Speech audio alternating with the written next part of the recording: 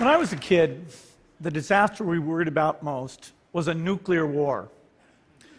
That's why we had a barrel like this down in our basement, filled with cans of food and water. When the nuclear attack came, we were supposed to go downstairs, hunker down, and eat out of that barrel. Today, the greatest risk of global catastrophe doesn't look like this. Instead, it looks like this. If anything kills over 10 million people in the next few decades, it's most likely to be a highly infectious virus rather than a war. Not missiles, but microbes. Now, part of the reason for this is that we have invested a huge amount in nuclear deterrence, but we've actually invested very little in a system to stop an epidemic. We're not ready for the next epidemic. Let's look at Ebola. I'm sure all of you read about it in the newspaper. Lots of tough challenges. I followed it carefully through the case analysis tools we use to track polio eradication. And as you look at what went on, the problem wasn't that there was a system that didn't work well enough. The problem was that we didn't have a system at all. In fact, there are some pretty obvious key missing pieces. We didn't have a group of epidemiologists ready to go who would have gone, seen what the disease was, see how far it had spread. The case reports came in on paper. It was very delayed before they were put online, and they were extremely inaccurate. We didn't have a medical team ready to go. We didn't have a way of preparing people. Now, Médecins Sans Frontières did a great job orchestrating volunteers, but even so, we were far slower than we should have been getting the thousands of workers into these countries. And a large epidemic would require us to have hundreds of thousands of workers. There was no one there to look at treatment approaches, no one to look at the diagnostics, no one to figure out what tools should be used. As an example, we could have taken the blood of survivors, processed it, and put that plasma back in people to protect them. But that was never tried. So there was a lot that was missing, and these things are really a global failure. The WHO is funded to monitor epidemics, but not to do these things I talked about. Now in the movies, it's quite different. There's a group of handsome epidemiologists ready to go. They move in, they save the day, but that's just pure Hollywood. The failure to prepare could allow the next epidemic to be dramatically more devastating than Ebola. Let's look at the progression of Ebola over this year. About 10,000 people died, and nearly all were in the 3 West African countries. There's 3 reasons why it didn't spread more.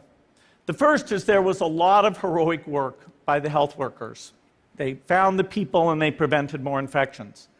The second is the nature of the virus. Ebola does not spread through the air. And by the time you're contagious, most people are so sick that they're bedridden. Third, it didn't get into many urban areas, and that was just luck. If it had gotten into a lot more urban areas, the case numbers would have been much larger. So next time, we might not be so lucky. You can have a virus where people feel well enough while they're infectious that they get on a plane or they go to a market. The source of the virus could be a natural epidemic like Ebola, or it could be bioterrorism. And so there are things that would literally make things 1,000 times worse. In fact, let's look at a model of a virus spread through the air like the Spanish flu back in 1918. So here's what would happen. It would spread throughout the world very, very quickly. And you can see there's over 30 million people die from that epidemic. So this is a serious problem. We should be concerned. But in fact, we can build a really good response system. We have the benefits of all the science and technology that we talk about here. We've got cell phones to get information from the public and get information out to them. We have satellite maps where we can see where people are and where they're moving. We have advances in biology that should dramatically change the turnaround time to look at a pathogen and be able to make drugs and vaccines that fit for that pathogen. So we can have tools, but those tools need to be put into an overall global health system, and we need preparedness. The best lessons, I think, on how to get prepared are, again, what we do for war. For soldiers, we have full-time waiting to go. We have reserves that can scale us up to large numbers. NATO has a mobile unit that can deploy very rapidly. NATO does a lot of war games to check, are people well-trained? Do they understand about fuel and logistics and the same radio frequencies? So they are absolutely ready to go. So those are the kinds of things we need to deal with an epidemic. What are the key pieces? First is we need strong health systems in poor countries. That's where mothers can give birth safely, kids can get all their vaccines, but also where we'll see the outbreak very early on. We need a medical reserve corps, lots of people who've got the training and background who are ready to go with the expertise. And then we need to pair those medical people with the military, taking advantage of the military's ability to move fast, do logistics, and secure areas.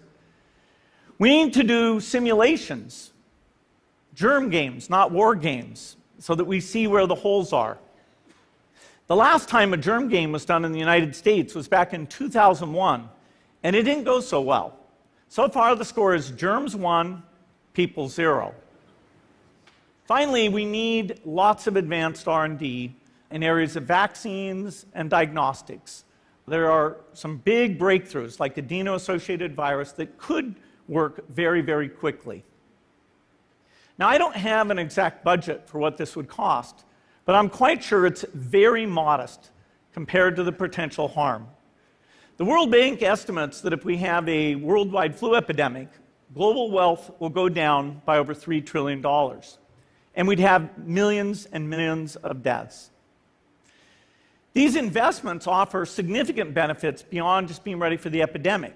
The primary health care, the R&D, those things would reduce global health equity and make the world more just as well as more safe.